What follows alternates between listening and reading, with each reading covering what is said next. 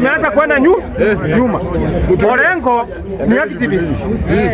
Orengo hata ile kiti alipewa Siaya ajui ni nini. Kwa siasa 40 years. Na 50 years. Kwanza yeye ameshinda hata Kalonzo. So, hii mambo ya kusema ati mimi ndio Sifuna atilinda mwananchi, unalinda nini? Wale wanalinda tumbo zao. Tangu waanze kusema atilinda mwananchi, ni mswada gani wameleta Kenya ya kusaidia mwananchi? Watuambie. Nani wachagua wale wananchi? Hiyo ndio kitu unafaa kuuliza. Si kuongea kwa barabara ati nini. Unafaa kuleta mswada. Those are members of parliament. Si wananchi.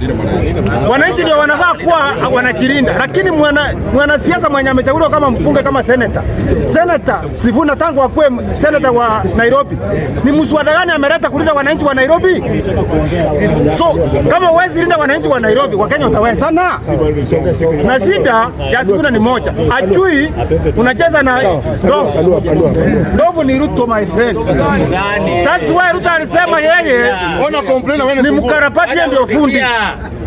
Tangu Ruto ingie siasa 1992 bado ako kwa siasa. Mpaka wengine wameacha Ruto. So na hii upinzani ya kina Gachagua, kama unataka kujua na wao wako united, mbona wako support mtu wa Jubilee? Because mtu mwenye alikuwa amekufa, mbunge wa Karau mwenye alikuwa amekufa ni mtu wa Jubilee. Kama wao wenyewe hawasema namna gani, wacha tuachie kiti ya Jubilee ndio tuonekane tuko united. Watafaa tusahii kama mtu akikufa wa Wiper. Wanadanganya Matiang'i. Matiang'i atakuwa president bila mbunge. Matiang'i anapebwa na aliachiwa share na Uhuru.